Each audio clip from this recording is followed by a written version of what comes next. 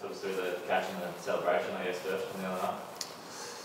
Yeah, it's just one of those ones, caught and bowled. Sometimes they stick, sometimes they don't. So it was nice to be able to get big wicket of Ben Duckett. So he's been batting beautifully. So yeah, it's pretty stoked that one was able to stick. And play a role, I guess, with the bat first and getting that total up there, and then the ball as well. How important for that was, I guess, going forward into your summer? Yeah, it was nice just purely to be able to put a total on the board the other day, to be able to bat with Kez. Pretty disappointed getting out, leaving sort of the bowlers to sort of finish it off. But yeah, Kez was awesome. Pretty incredible knock really to be able to put a total on from the position that we were in. So yeah, to be able to go up 2-0 in the series now, it was a huge effort from him.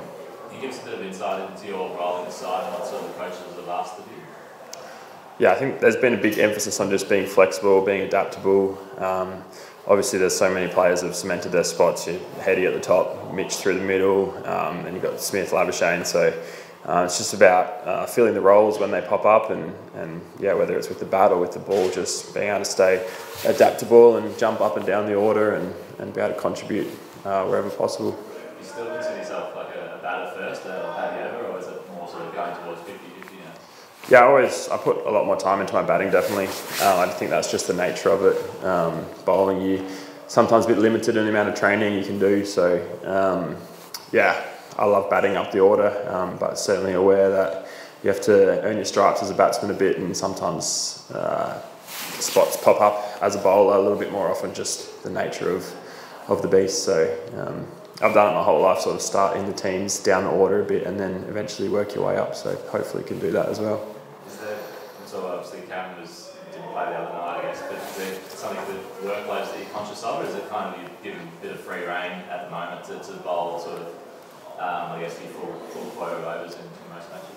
Yeah, I think it's surface dependent, it's selection dependent. Obviously, we only had 3 pace bowlers the other night, and the pitch was nipping around a bit, whereas the previous game it was taking a bit more spin. So it's very much dependent game by game. So I think we'll probably see how the pitch plays up here.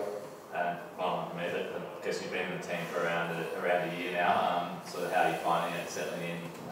Sort of feel comfortable in this squad now? Yeah, it's awesome. It's a great environment to be a part of. Certainly all the coaches and all the players make it as relaxed as possible. So, which is really nice in a really busy schedule. Certainly nice to have a little bit more of a relaxed environment, which has been great. So everyone's been awesome, involving myself and some of the other younger guys like Cooper and Marley coming into the squad. Everyone's been super welcoming, which has been really nice. What's it like coming into a team and trying to sort of make your name and sort of find a spot in a team as world champions? Is that easier in a way because the team is kind of flying high, or is it quite daunting to try and find your spot? Yeah, I think, as I said before, it's sort of, no matter what level of cricket you're playing, you got to earn your stripes, and you sort of start in the team, play a few games here and there, and hope to cement your spot. So I'm sort of trying to look at this team the same.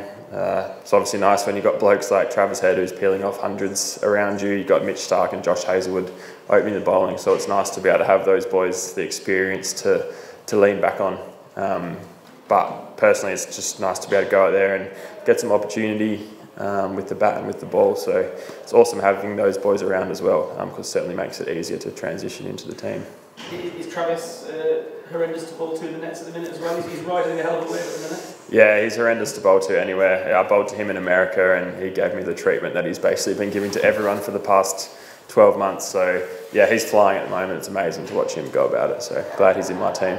And do you have any personal kind of memories of England-Australia rivalries, whether it be World Cups, One Day Cricket, Ashes? Do you have any things that really sort of stick strong in the memory? Yeah, I think for me it was the Adam Gilchrist 100. Just remember him whacking Monty Panesar everywhere. I was at that game, so that was at the Wacker, which was, yeah, certainly one of my earliest memories of cricket, but pretty memorable day for me, yeah. Aaron, just picking up on that, coming to a world champion side, did you find any similarities between when you came into the WA side as well? Obviously that's a very strong team. Has that sort of experience helped you come into such a strong Australian side? Yeah, I think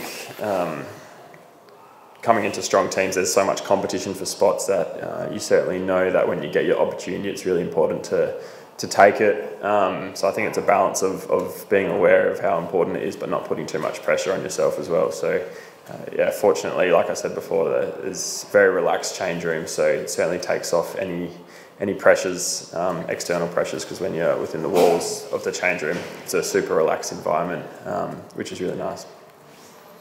How have you found coming up against England? You've obviously got your English part of you, like born here, weren't you? What's it been like? How have you found it? Yeah, there's certainly been plenty of banter from the crowds. Yeah, some people know that I was born here, some people don't, but I don't really have any ties to England apart from the fact that I was born here, so moved over to Australia when I was 2, so yeah, no family or anything over here, so well and truly Australian now. Sorry, your parents both Australian, but were living here when you were, how did... Yeah, it was just a coincidence. Mum and Dad were both working down in Bournemouth. So yeah, that's why I was born down there, and like I said, moved to Australia when we were pretty young. Yeah. Obviously, ODI is one thing. Have you thought about trying to find yourself a place in that test team for what's to come next winter from our perspective for the Ashes next year? Yeah, I'd love to play Test cricket. Yeah, I've played a fair bit of first-class cricket back home in the past couple of years, and really enjoyed that. So again, that's our Test team's one of the best teams in the world, so very aware that it's quite hard to break into that team, but yeah, certainly something in the future. I'd love to be able to crack into that team as well. England was 60 over 5 in the power play the other day. Are you surprised by the bunch of those things, or do you just expect that now from England? Certainly what we plan for is to try and take early wickets. Yeah, whether it's like leaning edges or caught down leg side, we don't really mind how they come. But who knows, next game or any other day it could go a different way. So we know they're going to come out pretty hard. Like I said, we've got plans in place for that. One of our KPIs is to take early wickets, and I'm sure every other team in the world has the same plan. So hopefully it keeps paying off. Do you expect to fight that tomorrow on 1%? Oh yeah, 100%. Yeah, you expect they're international quality cricketers, so yeah, they've been batting beautifully. I suppose it's just probably haven't really put the big total on the board that they've hoped for yet. But like I said, they've got such quality batters and bowlers that we're certainly expecting every game to be a tight game. Can you tell them how you guys approach the switch from T20 to 50 over? There's much 50 over cricket played these days, but it's still a very different game. Yeah, certainly it's a different game. I think, yeah, it tests out not only your 2020 abilities, maybe more at the back end and at the power play, but also probably your long format skills in terms of rotating the strike through the middle.